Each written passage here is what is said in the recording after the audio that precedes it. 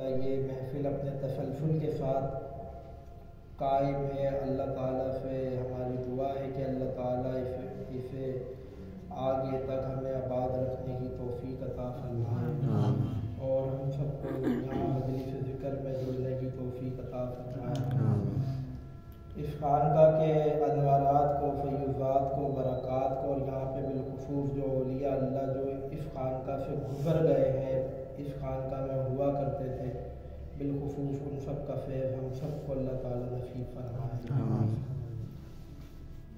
جیسا کہ آپ حضرات کو معلوم ہے کہ ہمارا سلسلہ عالیہ نقش بندیہ ہے، اور اس سلسلے کو اللہ تبارک و تعالیٰ نے یہ اعزاز بخشا ہے کہ ہمارے جو صوفیہ نقش بندیہ سلسلے کے گزرے ہیں، ان میں سب سے پہلے جو اس سلسلے کے امام ہیں وہ سیدنا صدیق اکبر رضی اللہ تعالیٰ عنہ ہیں، اور سید الصدیقین تاجدار سلسلہ عالیہ نقشبندیہ جناب سیدنا ابو بکر صدیق رضی اللہ تعالیٰ عنہ ہم سب کے آقا، ہم سب کے پیشوا ہیں، اور امیر المومنین ہیں، حضور صلی اللہ علیہ وسلم کے خلیفہ ہیں، حضور صلی اللہ علیہ وسلم کے خلیفہ اور بلا فصل خلیفہ ہے۔ براہ راست نبی علیہ السلام کی جانشینی حضرت سیدنا صدیق اکبر رضی اللہ تعالیٰ عنہ کو نصیب ہوئی، یہ کسی اور کا اعزاز نہیں ہے۔ اور دوسرا اعزاز حضرت سیدنا صدیق اکبر رضی اللہ تعالیٰ عنہ کا رفاقت پیغمبری ہے، یعنی آپ نے ایمان لانے سے پہلے بھی اور ایمان لانے کے بعد بھی حضور صلی اللہ علیہ وسلم کے رفیق خاص آپ ہی رہے ہیں۔ تو آپ کی ذات بابرکت سے اللہ تعالیٰ نے اس سلسلے کو، اس شجرے کو توانا کیا اور نور بخشا آپ کی معرفت سے ہمارے مشائخ کو، اور وہ چلتے چلتے چلتے چلتے چلتے چلتے وہ آج ہم تک پہنچا ہے۔ تو یہ حضرت صدیق اکبر رضی اللہ تعالیٰ عنہ کا ہی فیض ہے۔ یہ خانقاہ بھی اور میری کیونکہ روحانی نسبت تو ہے سیدنا ابو بکر صدیق رضی اللہ تعالیٰ عنہ کے ساتھ کہ میں نقشبندی ہوں اور اس سلسلے کے مشائخ سے بیعت ہوں، اور دوسری الحمدللہ میری یہ نسبت جو میری نسبی نسبت ہے میرے والدین سے اور پھر میرے اجداد سے، یہ بھی صدیقی ہے اور سیدنا صدیق اکبر تک جاتی ہے۔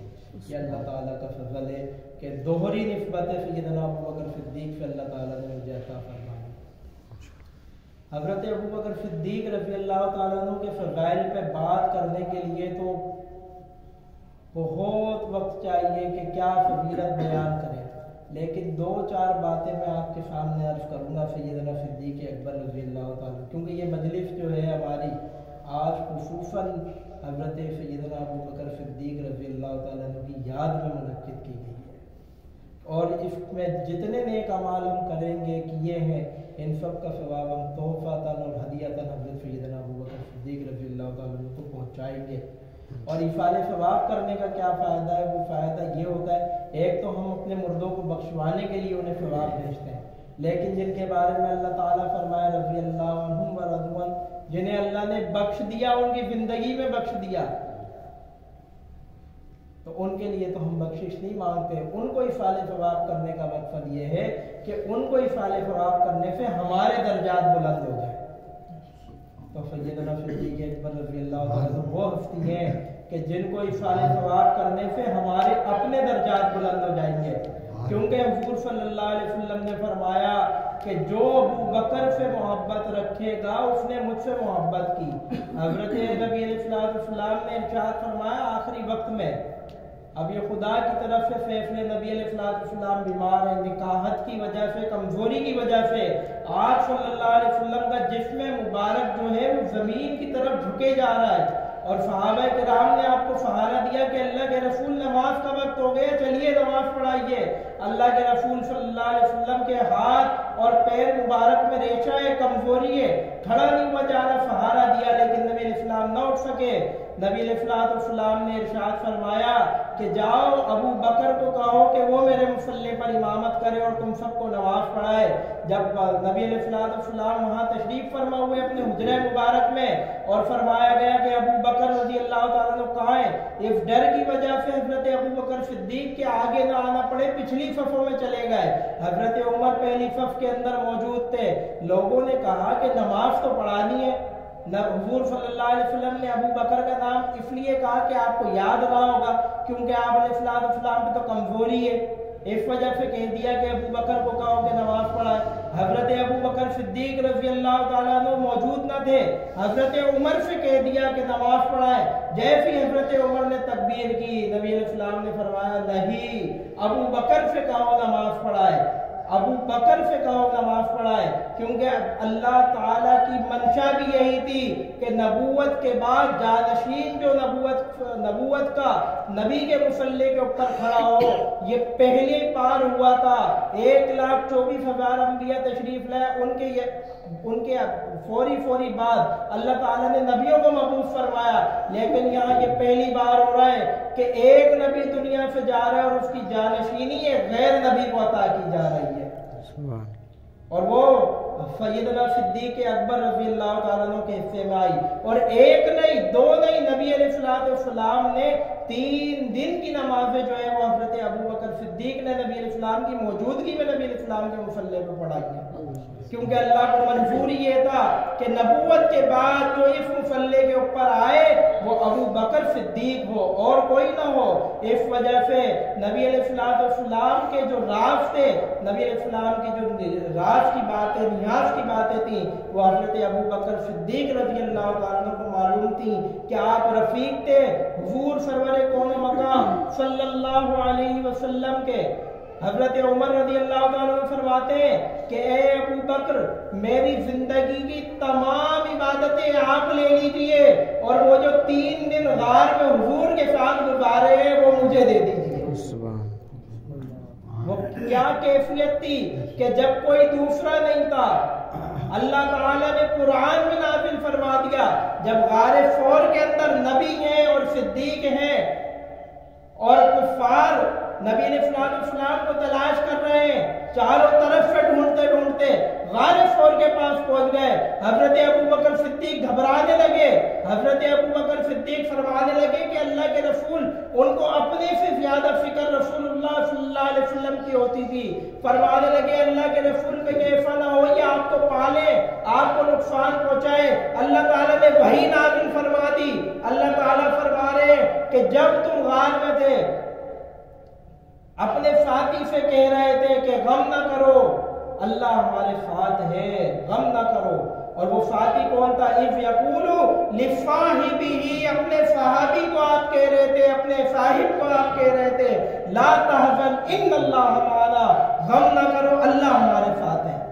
وہ سیدنا صدیق اکبر رضی اللہ تعالیٰ عنہ کی عالی مرتبت ذات بابرکت تھی کہ جسے نبوت کے ساتھ اس قدر خلوت اور اس قدر رفاقت نصیب ہوئی جو مقام قیامت تک کسی کے حصے میں نہیں آنا۔ ہر نبی دنیا میں تشریف لایا، ہر نبی کی یہ خواہش ہوئی کہ اللہ خاتم النبیین جناب سید عالم صلی اللہ علیہ وسلم کی امت میں ہمیں پیدا فرما دے۔ آدم علیہ السلام کی یہ خواہش، نوح علیہ السلام کی یہ خواہش، عیسیٰ علیہ السلام کی یہ خواہش، موسیٰ علیہ السلام کی یہ خواہش۔ اللہ کے نبی کے سامنے ایک مرتبہ سیدنا عمر بن خطاب رضی اللہ تعالیٰ عنہ نے تورات کی تلاوت شروع کی، کچھ پڑھ کے بتانے لگے کہ یہودیوں سے میں تورات کا یہ نسخہ لے کر آیا ہوں۔ اللہ کے رسول کا چہرہ سرخ ہو گیا، اللہ کے رسول صلی اللہ علیہ وسلم کے چہرے کی طرف حضرت عمر نے نہ دیکھا، اللہ کے نبی کا چہرہ سرخ ہوتا گیا، اور اس کے بعد جب سیدنا ابو بکر صدیق رضی اللہ تعالیٰ عنہ نے حضرت عمر رضی اللہ تعالیٰ عنہ کا چہرہ دیکھا، نبی علیہ السلام کا چہرہ دیکھا، اور ایک دم ڈانٹ لگائی حضرت عمر فاروق رضی اللہ تعالیٰ عنہ کی، کیا کرتے ہو؟ کیا تم نبی کے چہرے کی طرف نہیں دیکھتا؟ نبی علیہ السلام کو غصہ دلاتا ہے۔ فوراً نبی علیہ السلام کے سامنے حضرت عمر نے اپنے ہاتھ جوڑے اور فرمایا اعوذ باللہ من غضب اللہ و رسولہ، اے اللہ میں پناہ چاہتا ہوں آپ کے غضب سے، آپ کے رسول کے غضب سے۔ نبی علیہ السلام کا چہرہ سرخ ہو گیا اور سرور کون و مقام صلی اللہ علیہ وسلم نے ارشاد فرمایا کہ اے عمر جان لو اگر اللہ تعالیٰ موسیٰ علیہ السلام کو حیات دے اور آج اگر موسیٰ علیہ السلام دوبارہ تشریف لے آئے تو موسیٰ علیہ السلام کی نجات بھی اسی میں ہے کہ وہ میری اطاعت کریں گے. یعنی نبیوں کے نبی بنا کر اللہ کے رسول صلی اللہ علیہ وسلم کو بھیجا گیا. فرمایا عیسیٰ علیہ السلام کی امت پڑھے گی لا الہ الا اللہ عیسیٰ روح اللہ, جو ان کی امت تھی یہ کلمہ ان کا راہ نجات تھا, وہ جنت میں جائیں گے یہ پڑھ کے. موسیٰ علیہ السلام کی امت پڑھے گی لا الہ الا اللہ موسیٰ کلیم اللہ, اور موسیٰ علیہ السلام کی امت یہ پڑھ کے جنت میں جائے گی.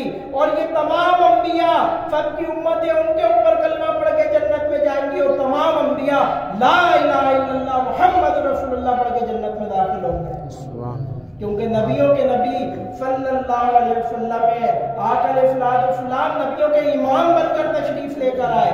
نبیوں کے امام بن کر, جیسے مقتدی پہلے آ کر لائن لگا دیتے اور کھڑے ہو جاتے ہیں, مقتدی امام کو دیکھتے امام آتا ہے سب سے آخر میں اور مصلی پہ جا کے اللہ اکبر کہہ کے نماز پڑھاتا ہے. تمام انبیاء حضور صلی اللہ علیہ وسلم کا پیغام لے کر آئے پہلے, اور پھر آخر میں امام الانبیاء صلی اللہ علیہ وسلم آئے اور تمام انبیاء کے امام بن گئے. یہ شان ہے نبی اسلام کی. حضرت سیدنا صدیق اکبر رضی اللہ تعالیٰ عنہ کو چنا گیا. ایک حدیث پاک میں آتا ہے کہ حضور صلی اللہ علیہ وسلم نے ارشاد فرمایا خلقت انا و ابو بکر و عمر من تراب واحدہ. اللہ تعالیٰ نے مجھے, ابو بکر اور عمر کو ایک مٹی سے پیدا کیا ہے. ایک مٹی سے پیدا کیا ہے. یعنی اللہ کے رسول اللہ تعالیٰ نے تین اس امت کے عظیم جو لوگ ہیں, اللہ کے رسول فرمانے میرے جانشین, اور کیسے ایک مٹی سے, اس کی دلیل کیا ہے؟ جس کی مٹی جہاں سے اٹھائی جاتی ہے وہ اسی مٹی میں پہنچ کے دم لیتا ہے. جو شخص جہاں کی مٹی جہاں کے خمیر سے بنتا ہے اس کی قبر بھی پھر وہی بنتی ہے. دنیا جب مٹی تھی اللہ تعالیٰ نے زمین سے مٹی اٹھا کے انسان کے پتلے تیار کیے, مٹی اس مٹی سے بنایا, اور جہاں سے اس کی مٹی اٹھائی گئی وہیں پہ اسے دفن کیا جاتا ہے. بڑا لوگ کہتے ہیں پہنچی وہیں پہ خاک جہاں کا خمیر تھا.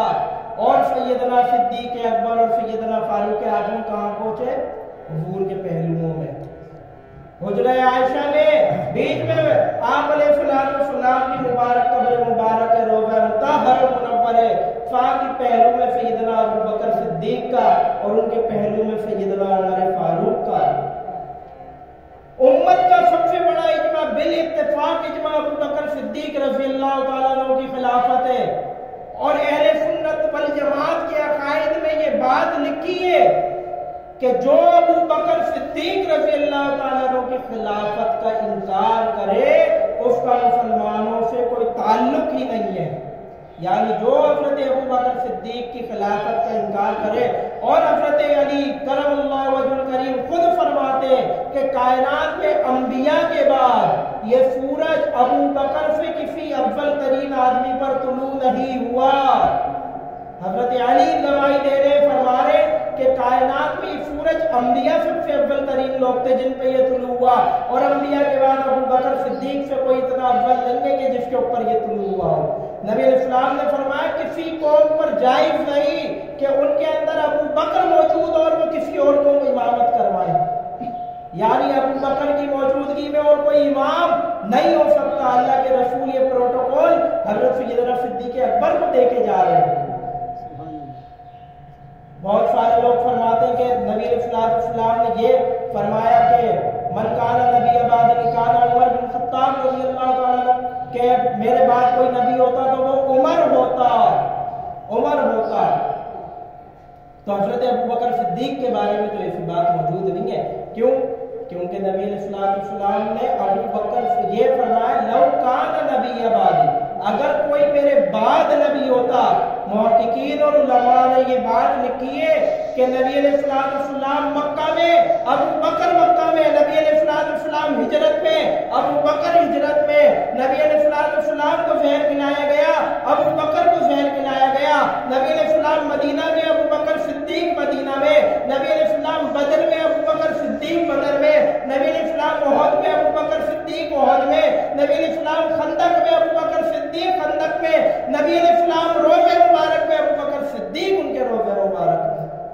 تو فرمایا کہ حضور اگر فرماتے کہ اگر میرے ساتھ کوئی نبی ہوتا تو وہ ابو بکر بن ابی قحافہ ہوتا. بات فرمایا اس لیے عمر کا تذکرہ کیا. کیا یہ فضائل سن کے آپ لوگوں کو مزہ نہیں آ رہا؟ اچھا نہیں لگ رہا؟ تو آپ سو رہے ہیں سارے، تو پھر آواز تو نکالے کوئی سبحان اللہ کی سبحان اللہ کتنی سی سبحان اللہ. یہ تو سیدنا صدیق اکبر رضی اللہ تعالیٰ عنہ. ہم سنی کہتے ہیں اپنے آپ کو، ہم کہتے ہیں میں نوکر صحابہ تھا، میں نوکر ابو بکر صدیق تھا، میں نوکر عمر فاروق تھا، اور آج فضائل سن کے سو رہے ہیں. کیسے پھر اپنے دعوے کرتے ہیں محبت کے؟ میں اتنا گلا پھاڑ رہا ہوں، میری حلق سے آواز بیٹھ گئی ہے، اور آپ لوگ سبحان اللہ بھی نہیں کہتے. ایک مرتبہ سبحان اللہ کہنے سے کتنا، یہ تو سب نے سن رکھا ہے کہ کتنا بڑا ایک مرتبہ اجر ہے. تو اگر ہر بات پہ سبحان اللہ کہے تو کیا بات ہے؟ سبحان اللہ. تو نبی علیہ الصلوۃ والسلام، اور ابھی یہ ہمارے قاری فیصل صاحب بیٹھے مجھے بتانے لگے ایک بات، ایک عجیب انہوں نے نقطہ بیان کیا. ہم بیٹھے تھے ایسی مباحث کر رہے تھے، بات کر رہے تھے حضرت ابو بکر صدیق رضی اللہ تعالیٰ عنہ کی فضیلت پر. ایک عجیب بات انہوں نے بتائی، کہا کہ نبی علیہ الصلوۃ والسلام کبھی ایسا ہو سکتا ہے کہ نبی علیہ الصلوۃ والسلام نے اعلان نبوت فرمایا، خود سرور کون و مکان صلی اللہ علیہ وسلم اعلان نبوت فرما رہے ہیں. جودی پہاڑ پہ چڑھ گئے نبی علیہ الصلوۃ والسلام، کفار کو مخاطب کر کے فرمایا، کفار کو مخاطب کر کے کہ اگر میں تم سے کہوں اس پہاڑ کے پیچھے ایک لشکر موجود ہے جو تم پہ چڑھائی کرنے والا ہے، تم مان جاؤ گے؟ تو سب نے کہا آمنا وصدقنا یا رسول اللہ یا محمد، آپ کہیں گے ہم مان جائیں گے. کیوں؟ کیونکہ آپ صادق ہیں، آپ امین ہیں، آپ نے کبھی جھوٹ نہیں بولا. آپ کہیں یہ لشکر ہم پہ چڑھ دوڑے گا، ہم ابھی تیاریاں شروع کر دیں گے جنگ کی. اللہ کے رسول فرما رہے اگر تم مجھے اتنا سچا مانتے ہو تو جان لو اللہ تعالیٰ نے مجھے کلمہ حق کے ساتھ بھیجے تم پہ نبی بنا کر. کہ یہ بات نہ مانیں گے. اور ابو لہب کھڑا ہو گیا اور کہنے لگا خاک تیرے منہ میں ہے محمد، معاذ اللہ ثم معاذ اللہ، کہ تم نے یہ بات کہنے کے لیے ہم سب کو یہاں جمع کیا. ایک بھی ایمان نہ لے کر آیا اس وقت تک جب نبی علیہ السلام نے اعلان کیا. یہ بتانے لگے کہ کیوں؟ کیونکہ ان کے مجمع کے اندر ابو بکر صدیق موجود نہیں تھا، اور اللہ کی منشا یہ تھی کہ محمد سب سے پہلے تجھ پہ جو ایمان لائے وہ ابو بکر صدیق ہو. یہ منشا تھی خدا کی کہ نبی علیہ السلام نے دعوت دی اور کسی نے لبیک نہیں کہا. کیوں؟ کیونکہ اللہ تعالیٰ کی منشا یہ تھی کہ ابو بکر صدیق پہلا ایمان والا اس زمین پہ ہونا چاہیے. یہ شان سیدنا صدیق اکبر کے حصے میں آئی ہے. وہ جو اعتراض کرے سیدنا صدیق اکبر رضی اللہ تعالیٰ عنہ پہ، جو آپ کی خلافت کا انکار کرے، لوگ آ کر کے نبی علیہ السلام جس کے بارے میں یہ کہیں کہ ابو بکر صدیق میری امت کے ہر بندے کے اوپر تیرا شکریہ ادا کرنا واجب ہے. نبی علیہ السلام کی پوری امت جس کے احسان کی مقروف ہو، حضور جس کے بارے میں فرمائے ابو بکر میری امت کا واحد وہ شخص ہے کہ جنت کے 8 دروازوں سے جس کی صدا آ رہی ہوگی. اللہ کے رسول جس کے بارے میں فرمائے کہ ابو بکر صدیق سچوں میں سب سے بڑا ہے، صدیق اکبر ہے، اور اس کے بارے میں کوئی کھڑا نبی علیہ السلام کہے کسی قوم کے لیے جائز ہے کہ ابو بکر ان میں موجود ہو اور کسی اور کو امامت کرائے. اس ابو بکر کو اگر کوئی آج کافر کہتا ہے تو میں کیسے اس کو مسلمان کہوں؟ کیسے مسلمان کہوں؟ کیسے اپنا بھائی کہوں؟ جو ابو بکر کا نہیں وہ ہمارا نہیں. کیوں؟ کیونکہ جو ابو بکر کا نہیں وہ مصطفیٰ کا نہیں، اور جو مصطفیٰ کا نہیں وہ خدا کا نہیں. ابو بکر صدیق ایمان کا معیار ہے. نبی علیہ السلام نے فرمایا اے ابو بکر تو دنیا میں میرا رفیق ہے، اے ابو بکر تو آخرت میں میرا رفیق ہے، اے ابو بکر تو سفر میں میرا رفیق ہے، اے ابو بکر صدیق تو جنت میں میرا رفیق ہوگا، اور کل حوض کوثر پہ بھی میرا رفیق ہوگا. دل میں کن سے ابو بکر ہو اور دعا یہ ہو کہ اللہ میں کوثر کا جام پلا دے. ابو بکر صدیق کا بغض لیے حوض کوثر پہ جاؤ گے دھتکار دیا جائے گا. حضور فرمائیں گے کہ صدیق کا بغض لے کے تم آتا ہے حوض کوثر پہ میرے ہاتھ میں جام کوثر پینے، میں تجھے کبھی نہ پلاؤں گا کہ ابو بکر صدیق جب تک تجھے معاف نہ کر دے. تو سیدنا صدیق اکبر رضی اللہ تعالیٰ عنہ کا یہ مقام ہے.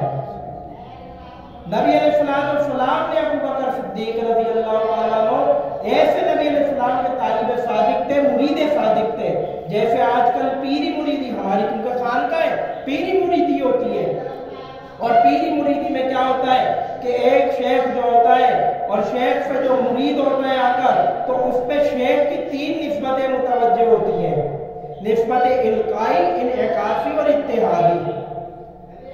شیخ کی نسبت القائی کیا ہے کہ شیخ کے سامنے آ کر بیٹھے تو اسے سب کچھ اچھا لگنے لگے، اپنے شیخ کے پاس چھوٹ کے جائے، اس کا وہی دنیا داری شروع ہو جائے۔ نسبت انعکاسی کیا ہے کہ شیخ کی نسبت کا عکس اس کی طرف متوجہ ہو رہا ہوتا ہے، اور نسبت اتحادی کیا ہے، سر سے لے کر پاؤں تک وہ ہو بہو اپنے شیخ کی طرح ہو جائے، جیسا شیخ ہے ویسی وہ، یہی سب سے اعلیٰ نسبت ہے اپنے شیخ کی کہ ہو بہو اپنے شیخ کی طرح نظر آنے لگے۔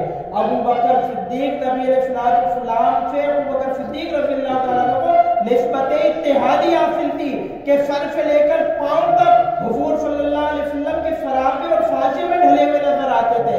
کیوں؟ کیونکہ جب لگام پکڑے اونٹنی کی داخل ہوئے، ابو بکر صدیق رضی اللہ تعالیٰ عنہ نبی علیہ السلام سوار تھے اونٹنی کے اوپر، دھوپ لگنے لگی، سارے لوگ مدینہ منورہ میں داخل ہوئے، جب تو اونٹنی بیٹھی اللہ کے رسول اور ابو بکر صدیق اونٹنی میں، سارے لوگ آ کر ابو بکر صدیق رضی اللہ تعالیٰ عنہ کو سلام کرنے لگے، السلام علیکم یا رسول اللہ، السلام علیکم یا رسول اللہ۔ سیدنا صدیق اکبر رضی اللہ تعالیٰ عنہ نے بھی سب سے سلام کیا کہ حضور کو تکلیف نہ ہو، سفر سے آ رہے تھکے ہوئے، ادب کا تقاضا، چلو میں ہی سب سے مل لیتا ہوں۔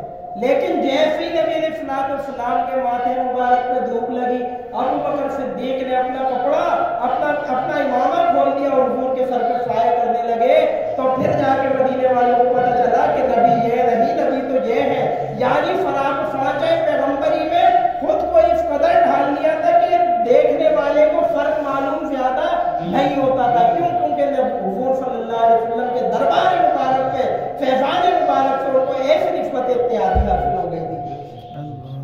یہ فضائل میں کہاں تک بیان کروں حضرت، بس اتنا سمجھ لینا چاہیے ہمارے بڑوں نے جو لکھ دیا، من کرا خلاف تو ابا بکر صدیق فہو کافر، یہ ہم نہیں کہہ رہے، ہمارے عقائد کی کتاب میں لکھا ہے، آج سے 800-900 سال پہلے ہمارے اخلاق لکھے گئے کہ سب سے بڑا، کیونکہ قرآن، حدیث، اجماع اور قیاس، یہ 4 اصول ہیں، یہ 4 اصول فقہ کے اور حدیث کے، یہ 4 اصول ہیں، مطلب مسائل کا استنباط ان 4 اصولوں کے تحت کیا جاتا ہے۔ فقہائے کرام نے ان 4 اصولوں کو تھام کے رکھا، استنباط کر کے فقہ بنایا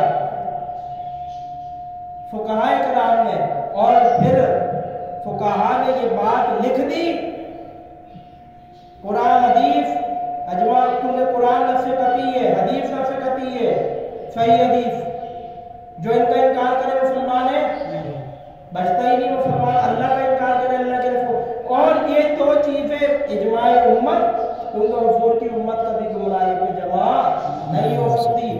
مجھے کوئی بتا دے کہ ابو بکر صدیق رضی اللہ تعالیٰ عنہ کی خلافت سے بڑا اور کوئی اجماع اس امت کا ہوا ہے کہ جس میں پوری امت اجماعی ہو حضور کی وصال کے بعد؟ چلو اجماع امت نہیں، اس دور میں تو ارد گرد سارے صحابہ تھے، صحابہ کا اجماع، اولیاء اللہ کا اجماع، تابعین تبع تابعین کا اجماع اس بات پہ کہ ابو بکر صدیق خلیفہ رسول خدا ہے، کوئی انکار کر سکتا ہے؟ کیونکہ امت کا اجماع ہے، اور اجماع امت کا انکار کرنے والا کون صاحب بیٹھے ہیں؟ پوچھو، اجماع امت کا انکار کرنے والا مسلمان ہے؟ جو اجماع امت کا انکار کر دے مسلمان بچ جائیں گے۔ تو ابو بکر صدیق کی خلافت امت کا سب سے بڑا اجماع ہے، جو ابو بکر صدیق کی خلافت کا انکار کر دے پھر وہ مسلمان نہیں بچتا، وہ مسلمان ہے ہی نہیں جو ابو بکر صدیق کی خلافت کا انکار کر دے۔ اور پھر ایسے شخص کے ساتھ نہ مراسم رکھے جائیں، نہ تعلقات رکھے جائیں، یہ ہمارے ایمان کا تقاضا ہے، نہ اس کو اپنے ساتھ کھانا کھلایا جائے، اس کا کوئی مر جائے اس کے جنازے میں جانا تیرے لیے حرام ہے، کیونکہ ایک طرف تو سنی ہونے کا اور سنت ہونے کا دعویٰ کرے، اور دوسری طرف صحابہ کے استاد کے ساتھ ابو بکر صدیق کی خلافت کے انکاری کے ساتھ کھانا کھائے، پانی پیے، تو تیرے سنی ہونے میں شک ہے۔ اللہ تعالیٰ نے یہ مقام صرف اور صرف یہ ذرا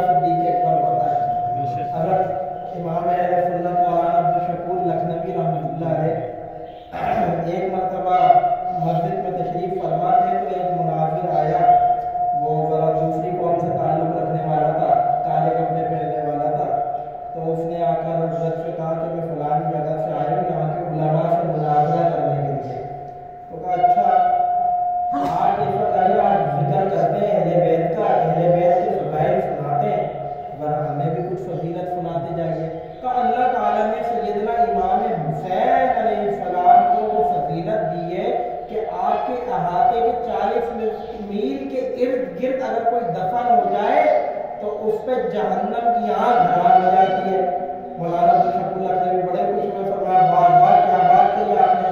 اچھا یہ بتائیے سیدنا امام حسین کو یہ فضیلت کس کی وجہ سے ملی ہے؟ اپنے نانا نبی اکرم صلی اللہ علیہ وسلم کی وجہ سے۔ کہا نانا کا مقام زیادہ ہے یا نواسے کا؟ کہا مقام تو سارا نانا کا ہے، نواسے کو مقام بھی نانا کی وجہ سے ملا ہے۔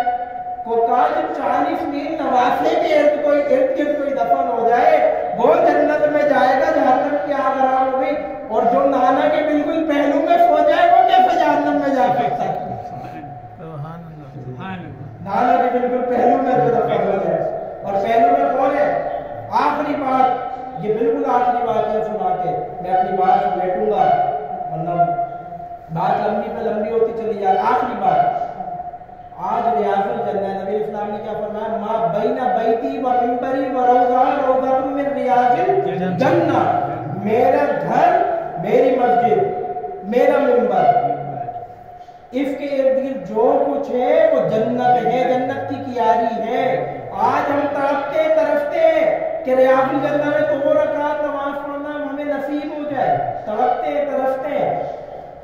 اللہ اکبر، ایک عجیب بات ہے، ایک تو ہمارے عقائد کی دلیلیں ہمیں اللہ تعالیٰ جو ہے وہ ان عقیدوں کے اوپر جو ہمارے عقیدے اللہ ہمیں قائم اور دائم رکھے، آمین۔ ہم حضور صلی اللہ علیہ وسلم کو آپ کی قبر مبارک کے اندر حیات مانتے ہیں، اللہ تعالیٰ اس عقیدے پہ سلامت رکھے۔ حضور صلی اللہ علیہ وسلم، ایران سے ایک وفد آیا، بڑی احتیاط کرنی پڑتی ہے گفتگو میں، کبھی بھی کوئی مسئلہ ہو جاتا ہے۔ تو ایران سے ایک وفد آیا اس دور میں، تو شیخ دمشقی رحمۃ اللہ علیہ، جو میرا نام ذہن سے نکل گیا ہے، تو انہوں نے وہ مسجد نبوی کے اندر نا خادم ہوا کرتے تھے۔ مسجد نبوی کیونکہ رات کو بند ہو جاتی تھی، اور جو اس وقت کا گورنر تھا مدینہ منورہ کا، تو اس سے نا پہلے ایک آدمی آیا، اس کے آگے کچھ رقم پیش کی کہ ہمیں رات مسجد نبوی میں گزارنے دو، ہم قبریں کھود کے ابو بکر اور عمر کو لے جائیں گے، قبریں کھود کے ابو بکر اور عمر کو لے جائیں گے۔ اس نے کہا نہیں، ہرگز نہیں، واللہ اگر تم اس پہ حملہ بھی کر دو ہمارے شہر پر تو ہم تمہیں اس کی اجازت نہیں دیں گے۔ اور مال رکھا، اور مال رکھا، اور مال رکھا، حتیٰ کہ شہزادے کی نیت میں فطور آ گیا، اتنا مال رکھ دیا۔ انسان کیا سب سے زیادہ چاہتا ہے؟ انسان کو سب سے زیادہ کیا چیز پسند ہے؟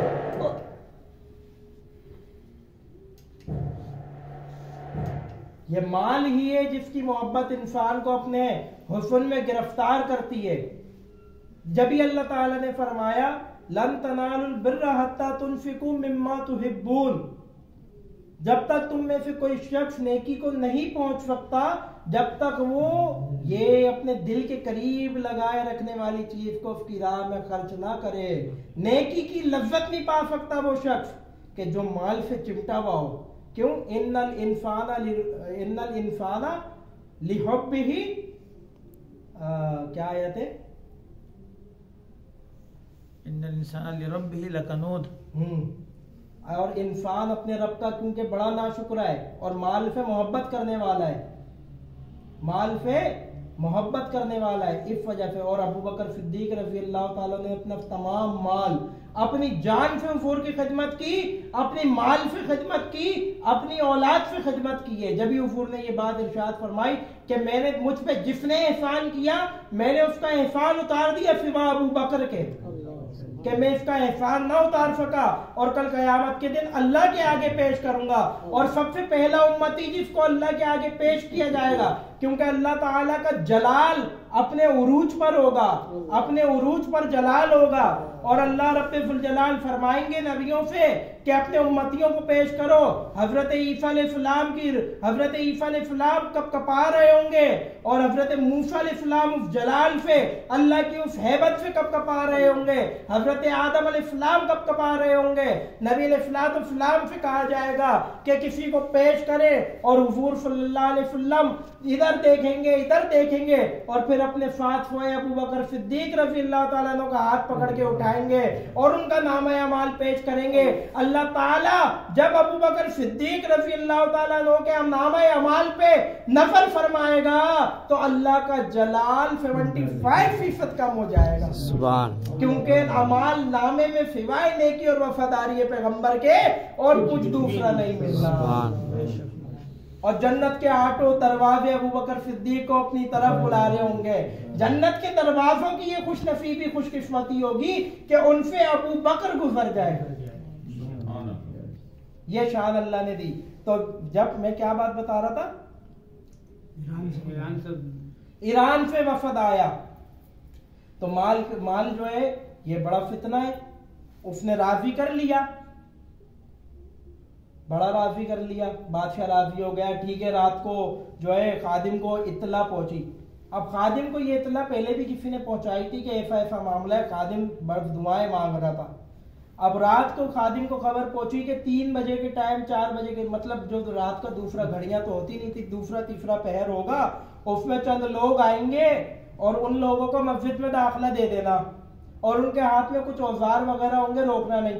خادم نے باب السلام اس وقت دروازہ تھا. آج بھی آپ میں سے اگر کوئی وہاں مدینہ منورہ گیا ہے تو آپ نے دیکھا ہوگا باب السلام سے داخل ہوتے ہیں اور باب بقی سے سلام پیش کرتے ہوئے باہر نکلتے ہیں. باب السلام ہے, باب صدیق ہے اور پھر اس طرف سے باب بقی ہے, باب جبریل ہے. تو ادھر جو ہے وہ داخل ہوئے. اب خادم کا دل لرزا جا رہا ہے کہ یہ کیا قیامت ڈھانے کے لیے جا رہے ہیں. راستہ یہ والا ہوا کرتا تھا, آگے والا تو بعد میں توفیق کے بنا ہے. تو پیچھے جو دوسرا گیٹ ہے, جو ابھی گیٹ کے بعد باب ابو بکر صدیق لکھا ہوا ہے, اس دروازے سے داخل ہوئے اور سیدھے جا رہے ہیں حتیٰ کہ ریاض الجنہ پہنچ گئے اور یہ ادھر سجدے میں گر گئے. ان کا دل کب کپانے لگا کہ یہ اب کیا ہونے والا ہے. یہ حضور صلی اللہ علیہ وسلم کے ارد گرد قبریں جو مبارک ابو بکر صدیق اور عمر فاروق کی کھود دیں گے. ان کے ہاتھوں میں پھاوڑے سب کچھ ہے. وہ داخل ہوئے اندر اور داخل ہوتے حتیٰ کہ ریاض الجنہ آ گیا. جیسے ہی ریاض الجنہ میں پہنچے روضہ مبارک سامنے رہ گیا تھا. یہ خادم سجدے میں گر گیا, اللہ اب آپ ہی روک سکتے ہیں, میں کیا کروں. اللہ کی قدرت کا کرشمہ حضور صلی اللہ علیہ وسلم کی بعد وفات یہ معجزہ ظاہر ہوا کہ وہ 40 افراد کا قافلہ تھا, وہ وفد تھا جو پورا کا پورا ریاض الجنہ کی زمین میں سما گیا. زمین پھٹی اور یہ سب کے سب زمین کے اندر چلے گئے. صاحب و فرمان فمید. آج بھی ریاض الجنہ کے کارپیٹوں کے نیچے وہ تیر کا کالا نشان موجود ہے, یوں کر کے تیر کا کالا نشان وہ بنائے اس لیے کہ یہی وہ مقام ہے کہ جہاں پہ ابو بکر صدیق رضی اللہ تعالیٰ عنہ کے اور حضرت فاروق اعظم کے گستاخوں کو اللہ تعالیٰ نے عذاب میں لپیٹے میں لیا تھا. کتنی بڑی بات ہے. اللہ تعالیٰ نبی علیہ السلام کو فرما رہے کفار جب موجود ہیں, کفار, یہ بہت بڑی بات ہے. کفار کے لیے عذاب اللہ تعالیٰ نے نہیں بھیجا. کیوں فرمایا آپ ان میں ہیں, میں کیسے عذاب بھیجوں, آپ ان میں ہیں, میں کیسے عذاب بھیجوں ان پر. اللہ کے محبوب صلی اللہ علیہ وسلم کی موجودگی میں عذاب نہ بھیجا.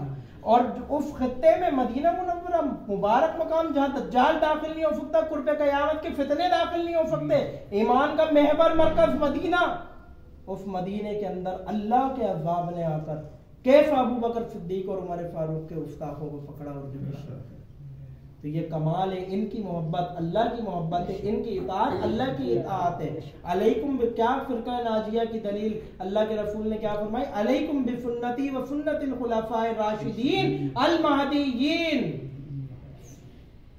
کہ تم میرے خلفاء کے, میرے صحابہ کے طریقے کو تھام کے رکھو.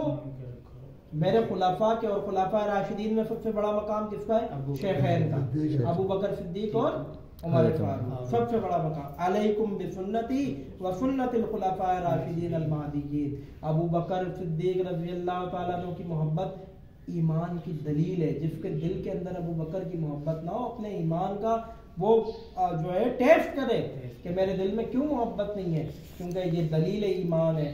اور اسی پہ اللہ تعالیٰ ہمیں اس محبت پہ قائم رکھے اور اسی محبت پہ اللہ موت عطا فرمائے اور کل قیامت کے دن سیدنا صدیق اکبر کے سامنے آقا علیہ الصلوۃ والسلام کے حوض کوثر کے اوپر ہمیں جام کوثر پینا نصیب فرمائے۔ وآخر دعوانا الحمدللہ رب العالمین۔ اپنی آنکھوں کو بند